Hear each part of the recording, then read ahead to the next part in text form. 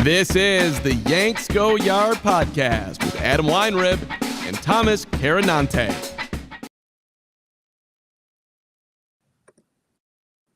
Hello, everybody, and welcome on into a Monday edition of the Yanks Go Yard podcast. I am Thomas Carannante here with you today. Adam Weinrib is gone, and we have a very special guest filling in for him today. Dani Wexelman of ESPN, Sirius XM Radio, SNY. If you're a Mets fan, you catch her on TV sometimes. She's here taking valuable time out of our day to help us out with some Yankees coverage. Eventful weekend here. We got a lot to talk about, but Dani, how you doing? I'm the lucky one after a weekend like that, getting to talk about this ball club. I really appreciate you having me. Big shoes to fill with Adam. I know that. I'm going to do my best here to muscle up and help you guys. But this, I love working with you. And I mostly am excited to get to talk ball more with you. Oh, it's a great time. We have so much to talk about. And yeah, big shoes to fill. I think Adam is famously at 12 and a half. Crazy. Yeah. I'm a 7. We first of all, everybody, please like and subscribe to the YouTube channel right up top here. Easiest way for you to find out about us going live on a week-to-week basis. It's always Monday and Thursday, as you know, but crazy things happen and we choose to go live at different times. We appreciate you guys tuning in. As always, Yankees, massive weekend. Probably the best start they could have had after what had happened last year in this offseason. 36 runs in a sweep of the Brewers. We're going to get into all the controversy in a little bit, but we got to talk about this offensive surge and the possible upgrade to the lineup after Juan Soto departed. There's a few things we seem excited about on the surface. Maybe the Brewers pitching isn't that good. We don't know. We had Nestor Cortez come in on Saturday and unfortunately get absolutely rocked. A very sad homecoming for him. Some depressing quotes afterwards. But Dani, first of all, Dani St. Louis Cardinals with a sweep of the Minnesota Twins. My God, I was reading that's the first time they swept a team in the opening series since 2006. And they also won the World Series that year. So it was a good year. That was a good year that year. I mean, I don't know. I think I need a little bit more. The litmus test is weak, I would say. Yeah. But listen, I love to see my hometown team do things like that. And I fully support winning in that way. I think the Twins were projected to win the division in the American League Central. Yeah. So I think it's a good way to start the season. There's a lot to be desired. So I'm excited to watch them. Yeah, I think, the beginning of the season, obviously, you have all these positive, optimistic viewpoints and outlooks, and you want some of them to come true. Cardinals got a lot of young guys. That's exciting. Yankees, also a lot of young guys, and they seem to come through in this first series. I want to know from an objective personality here, because obviously Adam and I are Yankees fans, and we either get too harsh or far too positive. What are your takeaways from this? Is there anything that you think fans were overreacting to, or fans maybe didn't pay attention enough to while they were lost in all this run scoring and home run producing? I think the Yankees needed a statement weekend like this really bad. Yeah. I think that when they came into the offseason knowing that they weren't going to have Juan Soto, and then you get the injury news of Garrett Cole and Luis Gil, and you're trying to figure out what's going on with DJ LeMahieu and Giancarlo Stanton, and it's all anyone can talk about, right? That of course, which makes sense. Those are really big injuries, and it can define a season. But then they come out against a really good Brewers team. By the way, the Brewers won the National League Central last year. They are consistently in the postseason. They're one of the best mid-major teams in the country and have one of the best pitching staffs in the country. And the Yankees needed these wins more than the Brewers did. Like, to me, the fact that they came out and not just won these games, these were statement games. And they heard all the fans loud and clear. They heard all the naysayers and all the negative things about this team and the depth and where people place them in their predictions. I'm sure they heard it. They'll tell you they didn't, but they did. And they came out and said, you know what? We hear all of these things, all the white noise that you're saying, and we're going to hit it over the fence and knock your socks off. And they did. And I think that they just needed this to quiet everyone down for a second. It's still the evil empire. It was a really impressive win, but the overreaction is that the Brewers are that bad. Did they leave pitches over the plate? They did. I actually went through every home run because I wanted to see. I wanted to know, like, where was it in the zone? And if you look at the ones that Aaron Judge hit out, it's in his danger zone every single time. How did they do that? Every single time. There were like 2 iffy ones. It was Volpe, one of Volpe's, and then Ben Rice's home run. Ben Rice's home run was like in on his hands. Yeah, he turned on that. I don't know how he hit it out, right? But the other ones, when you're looking at the heat map and it shows you where the red zones are, that's where the Brewers pitching staff threw it. And that's why the ball left the yard. But also, you have to connect. I don't want to downplay how good the Yankees are. And I know we're going to talk about the torpedo bats. Like, it's both, right? You left high, you left it down the middle. You also have to hit the ball on the right place with the right bat swing and the bat path and with the bat speed, all of that combined.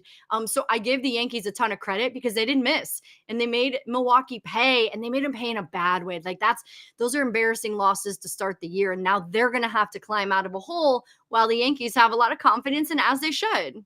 Yeah, 36 runs to 14 runs. I don't remember the last time I saw this. Listen to all these records. I went for, well, you knew some of the obvious ones because the first game when they hit 9 home runs, it was, franchise record.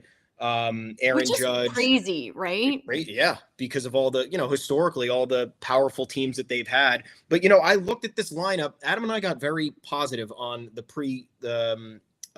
pre-opening day show. Okay. And we looked at the top 6 in the lineup and we're like, these are all 20 home run hitters, whether you think they can actually fulfill that billing or not. Like Austin Wells, he had 13 or 15 in like abbreviated time last year. He ended up logging 115 games, but I'd say like maybe 95 of those were actually full 9-inning games because he was mostly in the beginning of the season splitting time with Jose Trevino. You have Cody Bellinger, who previously a 40 home run threat. Aaron Judge, Paul Goldschmidt, you're familiar with him. Anthony Volpe, I know he's been very inconsistent and there's a lot left to be desired, but he hit 20 home runs his rookie year. And you have Jazz Chisholm, who hit 25 or 24 last year and stole 40 bases. So all of these guys have, at least till this point, respectable major league experience. And I think you can project that amount of power from them this year, which, crazy to think about, it's arguably the most balanced the Yankees have looked in some time. And again, that might be an overreaction, but if we're to take into account the 2 veterans that they brought in Cody Bellinger and Paul Goldschmidt, I think that adds a layer of importance here that many people might be overlooking. And then you have these young players who, if they just take little steps of progression, they're going to get to where they need to be. I don't need an otherworldly year 3 from Anthony Volpe. I just need, maybe get up to 260, get those 20 home runs, get 30 stolen bases. You don't have to light the world on fire, but just let's not have a repeat of what had happened last year, or let's not regress after what had happened the rookie year. But these records are insane. I went to Sarah Langs's account because she has everything. I knew she would have everything right when it happened. So most of these are courtesy of her. Yankees most runs scored in the first 3 games of a season in franchise history, 36. Most home runs hit, 9 in a single game in franchise history. Most home runs, 11 hit in the first 2 games of a season in MLB history. Most home runs, 7 in a 3-inning span in MLB history. These are like cherry picking at this point, but they're still notable. Most home runs, 4 in the first inning in franchise history. First team to hit 3 home runs on the first 3 pitches of a game in MLB history. That was Nestor Cortez. Apologies to him. Tied MLB record with 15 home runs in the first 3 games of a season. Tied franchise record with 13 home runs in a 2-game span. Austin Wells became the first catcher in MLB history to hit a leadoff homer on opening day. Aaron Judge became the first Yankees player in team history with 4 homers in the team's first 3 games. So there are more. At that point I stopped because I thought they became less and less relevant. And apparently it's all because of the torpedo bats. Yeah. And I'm excited to talk about those. I will say this from the outside, like what you're talking about is consistency, right? Paul Goldschmidt a few years ago won an MVP in St. Louis, right? That's a huge deal. Cody Bellinger has won every award that you can in the league, and you're hoping to see a little bit more of that from him. Jazz playing second base and not third base hopefully should make the difference for him. You might not think that that connects, but I do think that it connects. Playing a position you're more naturally prepared for than playing the hot corner, to me, is a big deal. For Anthony Volpe, a kid that I've covered since high school, right? You're just hoping to see him build on something. I think he was brought up in a hurry and maybe could have spent more time in the minors and developed a little bit more, but they decided it was time to bring him up and baptism by fire. So there's still more developing that you're watching in real time. He's not getting to do it down in the minors and make mistakes. He's doing it on a stage where you have to help the team and the team needs you to win. So I'd say that bottom half of the lineup is what I'm going to keep my eye on. I do think you have some of the best bats in the league when you think about the Yankees and Cody Bellinger, Paul Goldschmidt, Aaron Judge. Like, to me, just those three in general are some of the best bats in the league. Don't sleep on Paul Goldschmidt. I know that his age, you might look at his age and you're like, I don't know about that guy. Don't sleep on him. He's one of the hardest working guys in the league, and he wants to get back to the way he was. So that's probably where I might say, okay, everyone, it's a incredible weekend.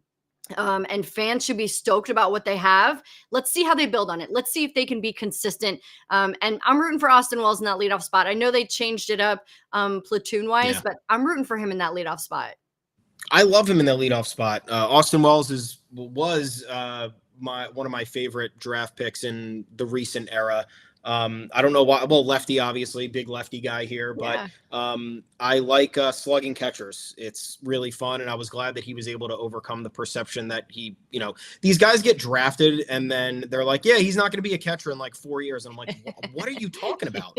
And then Austin Wells made it his mission to be like, I'm going to be a catcher for the entirety of my major league career. But I think you make some good points in terms of the additions, but B, the familiarity, right? So you have Volpe, who's exercising these growing pains on the big stage, which we could have a debate about that, right? Adam and I debate with ourselves all the time. We look in the mirror and we argue about whether or not this was the correct decision. But at the end of the day, it was the team's choice, and the fact that I think he's and Thomas, they knew by doing that, they knew that he would have to learn on that stage, and that there would be some bruises and some growing pains along the way. Like, you don't just bring a kid up and think it's going to be hunky dory. You don't, especially when you're the shortstop for the New York Yankees. Like, they knew that. Maybe they had hoped that some of the minor league numbers would have translated a little bit more to the big league stage, but the pitching is really freaking good, and baseball is really, really hard, and he's learning as he goes. He's still adjusting, and he's kind of still growing. Like, to be fair, he's dropped out of high school, right? Like, don't forget his body is literally still growing. So, I think I'd still heed some patience with the kid while he figures it out. Yeah. A couple bowls of Wheaties, he'll be right where he needs to be. I think that speaks to the Yankees' trust in him, or maybe the fact that they respect maybe his mental fortitude to be able to go through all of that on the biggest level and roll with the punches. And they know there is going to be that criticism coming with it. So, I mean, look, good start for him in terms of, again, silencing the nonsense from last year. Good start from it's honestly, like I said, the best start they possibly could have gotten off to after all the Dodgers criticism. I read the funniest tweet, because Yankees Twitter, as you know, giant cesspool, much like most of the other fan base. Oh yeah, beyond unhinged. But one tweet that I laughed at and I thought was so true, was we went from the Yankees absolutely suck to the Yankees are cheating in 0.4 seconds. And they're like, the hate is back. So I like the Yankees hate when it's actually directed with some intent, not just like, you guys suck, you spend all this money, you're losers. It's like, give me a reason. Like, you're mad that we're performing well. Okay, great. You're mad that we signed somebody for $300 million. You're mad that we stole your former player. You're mad that we made a trade that your team gonna great. You're mad that your dishwasher broke, right? Like, your dishwasher broke because the Yankees are good. I get it. Yeah. And that's where we're at. Now it's these bats. But before we get into the torpedo bats, I did want to make a point. I think what you said, Jazz Chisholm moving to second base, a lot of this is comfortability, right? Yeah. He came in last year, middle of the trade deadline, completely. So the expectation shifted. He's on the Marlins, who are doing nothing and are completely stuck in the mud would be a nice way to put it for them. Comes to the Bronx, learns a new position on the fly professionally that he had never played before in third base. In addition to the increased pressure of just being in New York. So now that he's shifted back to a comfortable defensive position where he looked great in the first few games, he made some plays that I'm not sure maybe someone like Gleyber Torres would have made last year. That was incredibly encouraging, and his bat seems as comfortable as ever. You have Austin Wells, who again is he starting? Is he not? And then Jose Trevino goes down, and then it's like, yep, you're the starter. And then the Yankees again went too far in the other direction. They said, not only are you the starter, but you're also the cleanup hitter. So figure it out. And then he goes through the growing pains, and you know that that's affecting him in some capacity. But now that there's going to be some flexibility with him in the lineup, and Aaron Boone, I think, will be comfortable moving him around a bit. He's going to feel a little bit better. Volpe, again, year 3 is not going to have that pressure of being in the leadoff spot because the Yankees have all of these other names that they can get flexible with in the number 1 hole. And then you have Jason Dominguez, who I think is going to fly under the radar because you have all these other productive players, and now he can kind of just chill in the bottom of the lineup.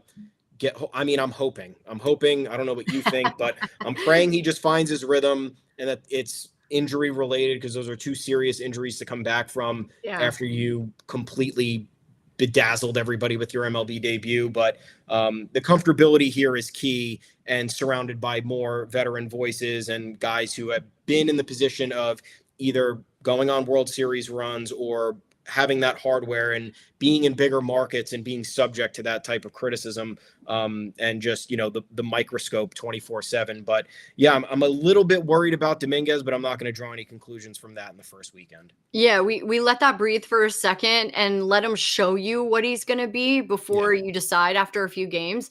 But I want to remind people too, with the Marlins, Jazz went and played center field for them, right? They asked him, hey, are you comfortable doing this? We need a center fielder. Jazz is like the ultimate team guy. And so for him to step up and play third last year because Gleyber wouldn't move off the position speaks volumes to what Jazz can do. And while he may say he's great to play third, to me, he's a middle infielder, and that allows him to be better in every aspect of his game because he knows he's going to crush at that position, and that's going to boost his confidence when he comes to the plate. So I do think playing those natural positions matters. Like if we're thinking outside of the Yankees for a quick second, Cam Smith, who made the opening day roster for the Houston Astros, I covered him in college. He only played third base in college, right? And now he's playing right field for them. Jose Altuve, who's only played second base, is now playing left field for them. And if you think for a second that doesn't affect them, trying to figure out reads and depth perception in the outfield does. So I like that Jazz is back to the middle infield. I do think it makes a difference. And I want to give these young guys the benefit of the doubt. Let them make mistakes early. Yeah. They will make it up to you later. Let them figure it out a little bit here in the first month. I promise you they won't make the same mistake twice. And if they do, you can come after me, okay? I like the mix because for so many years the Yankees were an aging roster with guys who weren't as athletic as you'd like them to be or boom and bust bats. And now there's like a combination of A, players who are athletic, B, who are very good defensively, and C, are in positions that they're comfortable with. Like the Yankees have played a lot of guys out of positions over the years. So it's good to see this. I don't think it's going to, again, we have this conversation all the time. Is it going to make up for Juan Soto? No, Juan Soto is there. There's one of Juan Soto, and he's one of the 3 best players in baseball. And that's just the way that it's going to be. But I think the Yankees could benefit from being a little bit more aggressive with their decision-making and having more athleticism across the roster. So now for the topic we have been waiting to talk about, torpedo bats. Everyone thinks they're illegal. They are not. Thanks for coming. Thanks for trying. Look, up top, I said this to Danny off the air. I did think it's a little bit weak that the Yankees hired an MIT physicist to come up with a new way for them to take advantage offensively because even though they have been successful in that department for the better part of the last 7 years, there's been still a lot left to be desired, whether it's postseason performance or, again, whether it's limiting the boom and bust. It's, we've seen the Yankees 3 weeks of the most incredible offense you've ever seen, and then 3 weeks of, are we sure this team has existed before? Are we sure that they've played baseball? But in the end, I know you're talking about it a lot, especially when you're covering games in real time. Hitting is the hardest thing to do in all sports. And the fact that we maybe sit here and we just believe that should be the case, or we don't Why don't we say anything when pitchers have the utmost advantage? For the first time in 120 plus years of the sport, they're throwing the fastest they ever have. They're not moving the mound back, and it's just making it harder and harder to hit. So maybe you do have to get a little bit innovative on the offensive end to try and figure it out. So I'm a little bit split on this, but just for everybody to know, it's not illegal. The league approved it. And there was somebody else made a good point. I forgot who. I think it was either Jack Curry or Michael Kay on the Yes broadcast. Back in 98 or 99, when I think it was Mark McGwire came with the maple bat, and everyone was like, what the hell is this? Like this can't be legal. Or one of the big sluggers of that era started using a maple bat, which had never been used before, and everyone thought that was going to turn the league upside down. Things changed. It didn't. And we all survived.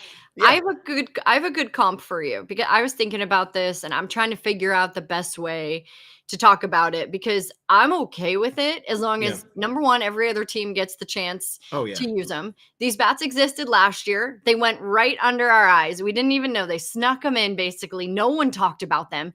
And they were used by the Yankees, by the way, by guys across the league last year. My comp is, and I think this is a perfect comp. If pitchers can learn new pitches and new grips, then batters can manipulate their tool as well, right? They're manipulating the only tool that they have in the box, and they're doing it in a way that benefits them the most. And guess what? Not every guy will benefit from using this bat. Number one. Number two, you can't just call Victus and say, send me a bat. It is so specific to every guy. You got to go there. You got to swing 1,000 times so they can figure out, where does the ball hit your bat the most? What's the meaty part? It's different for everyone. Yeah. And then they adjust the bat to that. So to me, if a pitcher can change and add pitches every year, then the hitter can change the bat every year. And he can do it as long as it's in the parameters of the game. And I think it kind of speaks to the way the game is going. It's always evolving. It's always changing. If pitchers are going to get better, then I also want to see the offense getting better. Like, let's be real here. I'm not sitting here trying to say, like, I want pitchers to dominate. Do I like seeing guys throw a pitch that makes my jaw drop and makes me rewind? Yes, you can still do that in some places. Rewind and see it again. Yeah, of course. Like, I want to see that all day. I love it just as much as the next dude. But I also want to be able to see offense evolve in a way that we haven't really seen it before. And so this dude they hired from MIT, man, his name's all over the place. He's down there hiding in Miami right now, away from the media, because this is now a storm. Everyone is being asked about it. They asked Manny Machado on Sunday Night Baseball live last night about the bat. And he's like, you can send some here if you want. Like, feel free to send us some of those. And again, that's not how it works. And it doesn't work for every guy in the league. And I can't sit here and say the Yankees offense is going to be exceptionally better because of a torpedo bat. I can't, because if you don't hit it in the right spot, you're not going to get a hit. You're going to break the bat. It's going to dribble off the end. It's going to crack. Like, it's not going to do what it's intended to do. And so it takes a ton of skill. It's an art to be able to do that. And you have to hit it in the right spot. I also am glad this happened opening weekend, because I feel like it got people talking about the sport, and it got people curious about baseball, and people who are like, wait a second, what is that big dang thing they have in their hands, and the bowling pin, and, all of the funny memes that happen. Like, that's what makes baseball great. That's why I love baseball, because it's weird. It's unexpected. We were surprised by it, and we didn't see it coming. And how rare is it in the sport to be surprised by something? We know about rule changes ahead of time. We know when guys have changed the stance, or when a pitcher adds a new grip or a new pitch to their arsenal. But rarely are we caught off guard in a way like this, and everyone's like scrambling to figure it out. Like, it made me happy. It made me feel like the sport did something really positive, and even better, it happened in New York City with the Yankees. Yeah, they got everybody with their tinfoil hats on this weekend trying to figure it out. I agree, because I look at how pitching has evolved, right? And you have read all these interviews with youth coaches and high school coaches, and they talk about how the development of pitchers has completely changed. The training is, you need to throw the hardest you could possibly throw, and that's the way you're going to get to the major league. So we have, as a society, I suppose, in the baseball world, we have changed the way we have developed pitchers in terms of making it harder and harder and harder to hit their pitches while also removing a specific art to the game. Like I don't know if we're going to see, a Greg Maddux or a Mike Messina again. I'm not sure. I really don't know. Maybe it'll all come back around. We know that. But the fact that we have changed the pipeline to make it harder to hit, and then the first sign of the hitter saying, well, screw this, we're going to figure out a way to combat this, is now cheating. It is a little bit curious why they didn't maybe announce this when they started using the bats last year, at least on a more widespread level. Still kind of testing it out. Yeah, and they're a little bit curious about it. Like Cody Bellinger sounded curious about it. Aaron Judge said he's good, right? He's not using it yet. He said my work speaks for itself. So I think that's probably why they just they don't want to put their name to it if they're not ready to commit, maybe. Yeah, that from the player's perspective absolutely makes sense. But I'm thinking from a league-wide perspective, do you think somebody's not going to notice this, and some idiot on social media is not going to screenshot it and say, "Look at this! Look at this bowling pin bat the Yankees are swinging." Well, I think it is because it is in the same vein as a guy adding a new pitch or changing his grip or changing his arm slot, or a guy in the box who lowers his hands, or he's got a leg kick all of a sudden. Like a new product, unless it's marked and stamped by the league, I think they probably are thinking that's not ours, that's theirs. Yeah.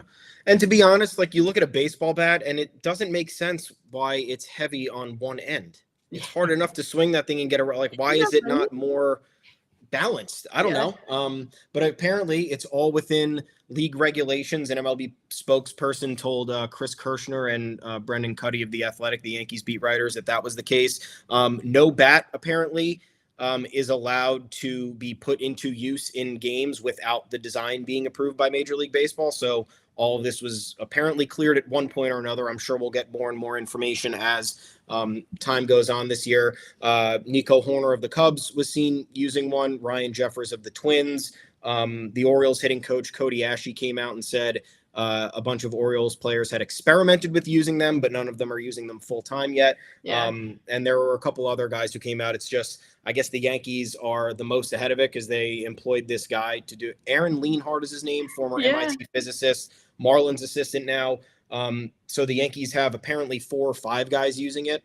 And the fact that they, I guess, hit this many home runs and scored this many runs is now bringing more attention to it. But I oddly think that, if the Yankees we've seen the Yankees previously with more questionable lineups run into bad pitching and absolutely abuse them. Maybe not to this degree, but like you said, to think that the bats are fully the culprit here. That'd be unfair to the guys. That'd be unfair to the guys and the work they put in. It's this perfect storm of the Brewers missed their spots and left it over the plate, and the Yanks capitalized and they had momentum. And hey, don't forget, this could all be a placebo effect, right? Don't forget and don't think that just because the bat's in their hands means that it's automatically going to happen. I think this was just a perfect storm that happened over opening weekend. And so we were the benefactors of it and we got to enjoy it. If you're a fan, if you're not, I feel bad for you. But otherwise, the ticket is worth whatever price you paid to see that display all weekend long and see them pound it on inning after inning and watch your team that you probably had question marks about come out and make you feel really good if you're a fan. Yeah. Add cork to it. I don't care. Let's see these babies fly. Let's get cork in one and see how far Giancarlo Stanton can Let's do composite bats. Why not? Yeah. The aluminum. There was a lot of old. You were a softball player. Yeah, there was a lot of old. The old Easton bats surfaced on social media. It was like, oh, so the Yankee torpedo bats are taking the league by storm. Do you remember these beauties? And it was the Easton, the old Expo one with the crazy red design. I was like, that brings me back, dude. Little brings me back. Absolutely does. The drop, I was a big fan. Speaking of that, Aaron Judge does not use a torpedo bat. At least that's what he told reporters. People seem to think otherwise, but he's right. There is no reason for him to do that. He is won MVP 2 of the last 3 years. He is outside of his postseason offense. There is nothing to question about what he's doing. So once he tweaks that come October, there will be no arguments to the contrary about Aaron Judge's ability. And I know he completely stole the show this weekend. He had 3 home runs in that one game. He had another one yesterday. And he was, his home runs are just so majestic. And I know a lot of the lefty sluggers this weekend, and even Anthony Volpe took advantage of the short porch, which, sorry, a lot of people get angry about that. Still not seeing at the ballpark factors. The Yankees are right in the middle of the league, right? 15th average ballpark factor, but everybody loves to talk about the short porch. I mean, we could talk about those things all day, right? They're still pounding the baseball. I don't care what the fences are. The Orioles changed their fence again to benefit their hitters, right? Yep. So like I feel like at this point we have to stop talking about the fences. We really do. And I mean, like, look, two of Jazz's home runs barely made it over the fence. Austin Wells' home run barely made it over the fence. What are those then? Triples? Okay. Like, the right fielder's not getting to those. They were hit a million miles an hour. The only one I could see is Volpe's would have been a fly out at the warning track. But whatever. You got to take advantage of the ballpark when you can. Yeah, you're home. That's what home field advantage is for. That's literally the definition of the word. And I'd be disappointed if the Yankees didn't do that. Listen, there's also another team playing in the same exact ballpark who have the same exact opportunities to hit some, are we calling them cheapies? Because I feel like that's disrespectful. But yeah, like if that's what you're going to call it, the other team has the same chance that you do. We ask them to utilize the advantage too, but they object for whatever reason. Aaron Judge, nonetheless, absolutely dominating. Danny, I want to know who you thought. We could talk about Aaron Judge all day. That's fun, but I like to look at the supporting cast members here, because that's what's going to be changing this Yankees season. That's what's going to hopefully be leading the revenge tour. So, one or two performances this weekend that you think fans should be excited about that maybe weren't a little bit fluky, because on the surface, I know people are looking at this and they're saying, well, that's probably not anything we can that we can bake in for projections for the rest of the year. But I know there were a lot of flashes of potential, and I want to know what you were thinking are the ones that have the ability to last long. Yeah, I think I'll go back to the new guys that I mentioned. I told you I kind of made a chart of the home runs and the pitches and what guys were able to do. I got to watch Paul Goldschmidt join the St. Louis Cardinals, and I thought, he and Nolan Arenado were going to be this force to be reckoned with. It didn't work out in St. Louis, but Paul Goldschmidt won an MVP not too long ago, and I think that he can get back to that form. Change of scenery is amazing for guys, especially guys who are in their veteran years of playing. He knows how to crush baseballs. He's one of the best first basemen in the league. He just needed a change of scenery. Did I think it was going to be in New York? No, because he's very quiet and soft-spoken and kept to himself. And I think the Yankees did like a social media video about if you could sing lyrics to one song to win something, or if your back was against the wall, and he's like, I don't really know songs. Like, that's Paul Goldschmidt, right? Like, he doesn't know what's going on. I don't really know songs. Yeah, he just wants to play baseball. And so I think what you saw this weekend is more or less what you're going to see from him this year. He feels comfortable with the team. Obviously, the younger guys are learning from him. He's learning from the other vets there. But this is who we know Paul Goldschmidt to be. He fell off the wagon, dude, the last 2 years. And to me, like, seeing this out of the gates, this is an amazing sign for fans. And then Cody Bellinger, like, the acquisition of Cody Bellinger, I thought could happen anytime in the last 5 years. I've been waiting for him to be in pinstripes. It made way too much sense to have that left-handed bat. He's so versatile on the field. And again, this is a guy who has won every kind of award that you can in baseball and a World Series to boot. And he's fallen off the wagon. And he made these comments that stand out to me, Thomas, about how lonely and hard it is when you hit rock bottom and what that feels like. And I know that he has worked so hard to never be back there. And it happens to guys, right? Like, again, we say it, baseball's really hard. But I think, again, the change of scenery, the competition, right? Chicago's awesome. He was a great Cub for a second. But when you play in pinstripes and you play in the Bronx and the expectation is the World Series, and that's the expectation every year, I know that he's the kind of guy who needs that motivation. He needs to be surrounded by greats, surrounded by guys whose expectations are through the roof. And I really liked what he did this weekend. I am excited to see him remain consistent. But if you are a fan of this team, to get to see Cody Bellinger in pinstripes, I think is an absolute dream. And I think that he's going to make you feel really good about it at the end of the year. Totally agree. I mean, I think talk about somebody who hasn't given up, right? I think there were a lot of ways for Cody Bellinger to just say F it. He injured himself during that World Series run with the Dodgers, and then had 2 really, really bad seasons. The Dodgers non-tendered him, which it was honestly, it's as low as you can get. A shock to Dodgers fans, because a team that has thrown caution to the wind with finances in recent years, they weren't willing to pay Cody Bellinger, who won them a Rookie of the Year, an MVP, in a World Series, like $18 million for 1 more season to see if he could figure it out. Like that would have been crushing for most players. And Shocking. For someone of that caliber to get non-tendered is almost unheard of. And then you talk about, Chicago, a little bit of up and down there. I think that's a product of the Cubs, like the weird balance that they're in of trying to stay relevant, but not spending too much money to put themselves over the edge. So he, I think, had a lot more pressure to deliver and produce than, he proved capable of it 2 years ago, but at the same time, like, it's not sustainable for somebody who has gone through the ups and downs that he did. So now that he can kind of settle into this shoulder lineup, it. Yeah. Yeah. So I think that's huge. And the defense, dude, like covering center field. Oh my God. Aaron Judge, I think, is a really good center fielder, but like, that's not where he plays. And you also get nervous with Aaron Judge out there when he's covering all that ground, and all it's going to take is someone running into him or running into the wall. We've seen it happen a million times. I'd rather him just comfortable in right field so he doesn't have to worry about anything. Me too. And Paul Goldschmidt yesterday, when he took that pitch to right field and just like blooped it there and hit the RBI, I was like, this is what we've been missing. Just take the pitch as it comes. Situational hitting, right? Situational. Yeah.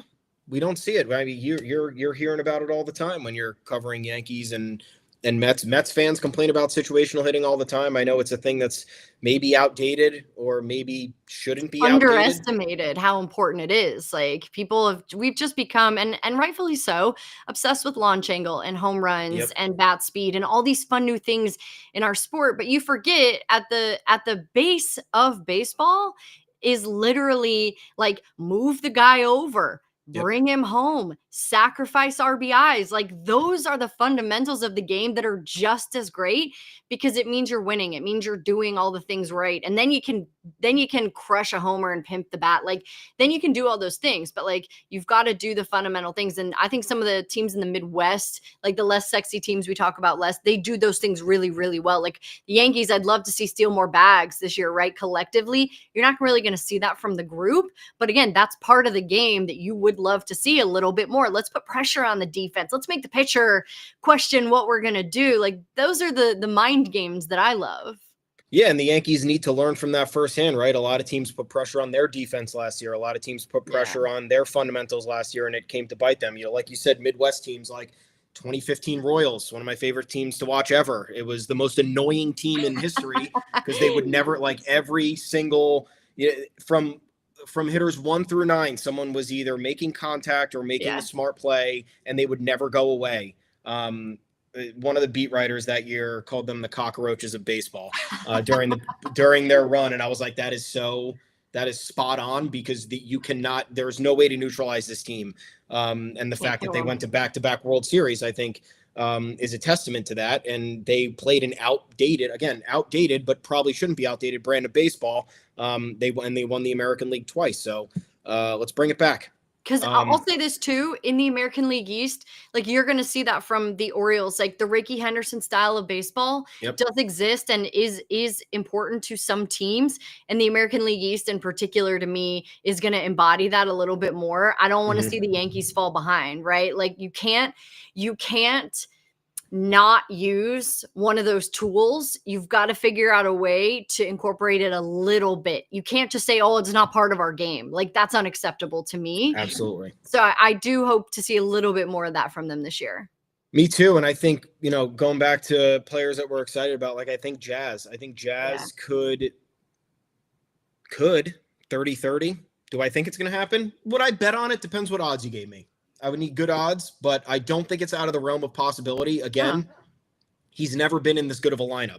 We say this every year, right? We bring in random X guy who was an average hitter on his other bad team, surrounded by no talented players. And then we're like, well, if we just get him to do a little bit better than that with Giancarlo Stanton and Aaron Judge in lineup, that should be fine, right? And then they log an 85 OPS plus, and then we wish we never existed. But I think this could be different. I think Jazz, again, brings the energy, brings the athleticism, has the combo power speed that I think the Yankees have tried to value but haven't really hit a home run with that.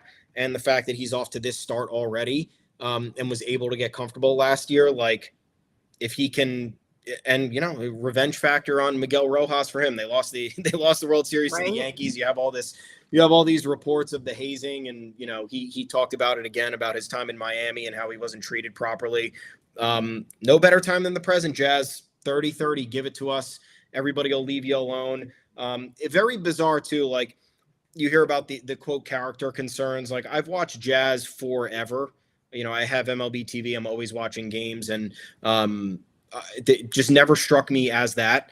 I know when he first came to the Yankees, I was like, why did the Yankees choose this guy? Now the media is just going to follow him and try to find a problem. Like, I don't want this. But then as time went on, the media was like, there's actually nothing wrong for New York media. Honest, I guess at this point, they're saying nothing wrong with this guy. I don't know what anybody's talking about. We haven't found anything yet. Yeah, we've been digging. The New York Page 6 is digging, folks. They haven't found anything. I'll tell you a story about Jazz that speaks to his character. So the past couple of seasons when he was with the Marlins, obviously they weren't making the postseason. Yeah. The years before Kim Ng came along, right, weren't making the postseason. I cover amateur baseball tournament. It's the last travel ball tournament of the year down in Jupiter, Florida. It happens in October. And every year that the Marlins didn't make the postseason, Jazz would show up.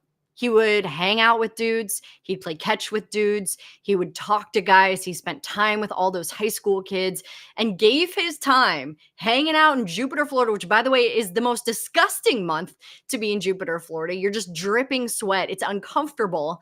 And he spent time every year. And every year I see him and I'm like, dude, I love that you do this, but I really hope I don't see you next year. And I just, again, the fact that he's willing to raise his hand and play different positions, because you forget, a guy who goes and plays a different position can hurt his free agency value. If he doesn't do well because he moves positions, which is why Gleyber Torres probably didn't move positions, because he didn't want to hurt his value. And I can appreciate and respect that. But Jazz has always been team first. The reason people might feel like he rubs you the wrong way is because he is himself. And God forbid you be yourself in a league where guys, we're all wearing the same uniform, we're all playing the same game, and Jazz is being Jazz, and he dares to be himself, which can rub people the wrong way because those people aren't comfortable in their own skin. Yeah. And you forget too, Jazz is 27. Jazz is still a kid, man. Like, we all forget he's only 27 years old. He's been in the league for a long time now. And to your point, this is a chance for him to be that 30-30 guy. He was 24-40 last year. I fully think he can be a 30-30 guy this year. Yeah. And he is internally motivated and externally motivated. I guarantee you, the roar of the crowd, the ability to be himself even more, to use his platform for good, all those things, that's going to motivate him to play even better than he has in the past. Absolutely. And he's a Fairly Odd Parents guy, if there's any Nickelodeon fans out there. He's just like us. Yeah, he's one of us. So Jazz and Austin Wells for me. Austin Wells came into spring, wasn't swinging. We were sitting here saying, what, dude, is happening? Tell me, please.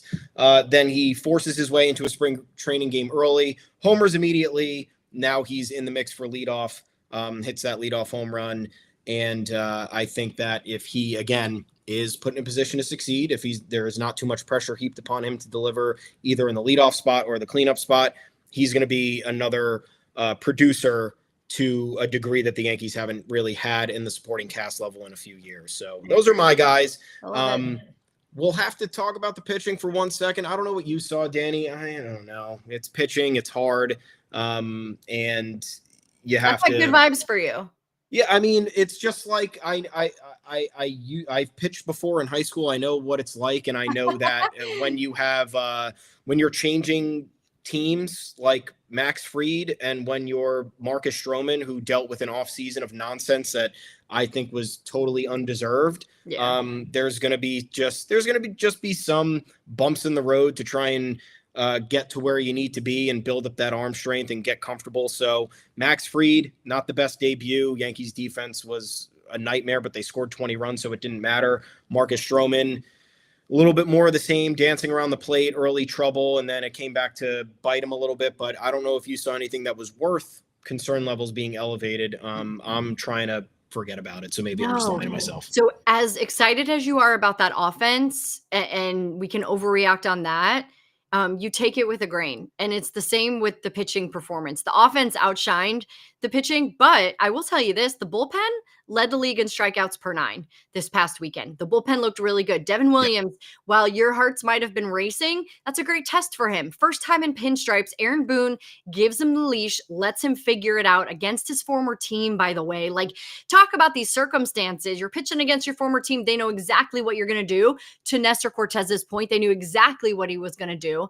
And so I loved the adversity, to be completely honest. Did Stroh struggle? Yeah. Was it Carrasco who struggled? Do I have that right? He came in relief in the Freed game and got hit around, but I think that was just customary to get his workload in before he started against the Diamondbacks. But yeah, he did struggle. Right? How about Carlos Rodon? Rodon looked great. That's the kind of performance that you want from that guy. Like, I'm taking all these little wins because we're playing the long game, right? This is a marathon. And what that bullpen did, Tim Hill looking good, Devin Williams, Luke Weaver. There was somebody else who had Mark Leiter. Leiter had 2 scoreless too. Leiter. Like, like, to me, like, those are huge victories. That's the way you want to start. The Brewers are not a bad team. Like, let me reemphasize this. They are a very good team, and they ran into the buzzsaw, and that sucks. But that's also because those guys came out and did their job. So I am very encouraged by what the staff was able to do, particularly the bullpen.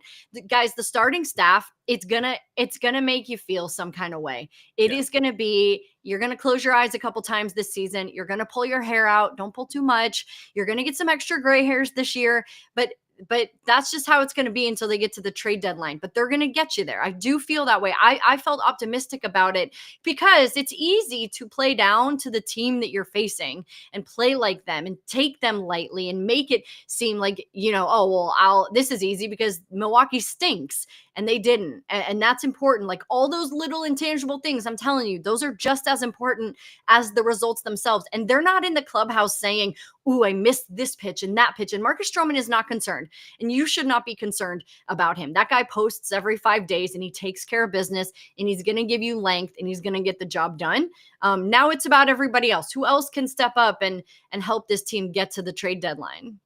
I agree. I think a lot of this is the concerns stem from the money, right? You have Carlos Rodon, $162 million. I don't want to talk about it. I don't care. The guy earned the money. The guy got the money. I know that he's not meeting the expectations of whatever we say the money should produce. But, if he can at least give us 20 good starts, 20 starts where we're in a position to win. Is that what you'd take? You'd feel good if he did that? Yeah. I mean, if he's high 3 ERA, low 4s, like, it is what it is at this point. I can't ask the world of him. I don't know.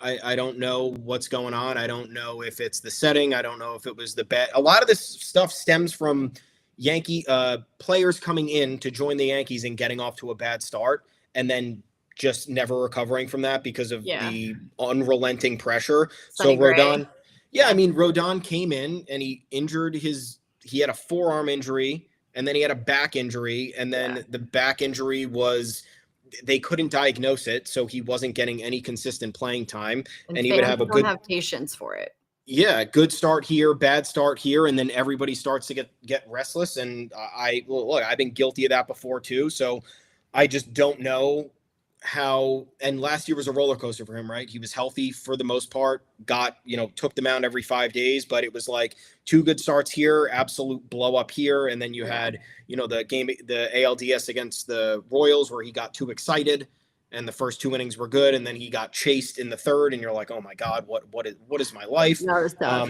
And then you have Max Fried, who the Yankees, again, defense didn't help him. The defense really didn't help him. His defense didn't help him either, though. Yeah, both. And he's a Gold Glover. Yeah, both of them, for sure. Yeah. So you look at that offseason contract, $219 million. Everyone's saying, oh, well, you went $40 million over the last team. And it's like, yeah, because that's now what it takes to get free agents. So it was either sign Max Fried or let the Red Sox get him. So pick whichever outcome you would like. So now people look at that. Oh, this is Max Fried's debut. This is what $218 million gets you. He's gonna make it worth it. I think so too. Fried will make it worth it. Like, give the guy a chance. He hasn't played for a different team, right? This is his second team. Give him a sec, just one sec. Give him one more start, and then you can rag on him. But I think he's gonna make you feel really good about what he'll do. I hope so. No, and again, a lefty who can maybe take some pressure off Rodon. So you're looking at a little give and take scenario here that could be helpful. And then you have Stroman, $18 million. Everyone's whining about that, but at the same time, like, that's what pitching costs. That's what getting 15 to 20 good starts a season costs. That's the market. I don't know what to tell you. And again, he is somebody who can actually win the Yankees a game. Starting pitchers control the game. I understand that some of his performances can be frustrating and they're rather laborious, and he tries to get a little bit too pinpointy with his accuracy, and it comes back to haunt him. But in the end, he's probably going to give you 15 solid ones that keep the team. And look, if the offense performs like this, he doesn't need to be spectacular. He just needs to go out there. He needs to make sure he keeps the lead in check. He needs to make sure he eats innings, and he's making his money. He's also pitching for his future. So don't forget, right? He's motivated by that. So like, don't think that he's just skating by getting 18 mil and he doesn't care how he does. Like, he's pitching for his future too. Yep. Vesting option. He's got to hit 140 innings, and you would have to assume those 140 innings need to be productive, or else the Yankees will be incentivized to say, hey, you're starting, you're healthy, but you're not producing where we want you to. So we're putting you in the bullpen, and they can end the discussion like they did with J.A. Happ. We've seen it happen before. And then, as you said about the bullpen, like Mark Leiter Jr., I think that was an under-the-radar takeaway. That was a guy, again, who came over at the trade deadline, questionable makeup in terms of what the Yankees bullpen needed, did not succeed. I would say part of that was the Yankees' fault. Part of that was Mark Leiter Jr.'s execution. I think he was put in bad situations, but he also, in the early going, didn't do himself any favors. He had a really good spring training. Then he comes out 2 innings this weekend, strikes out 4.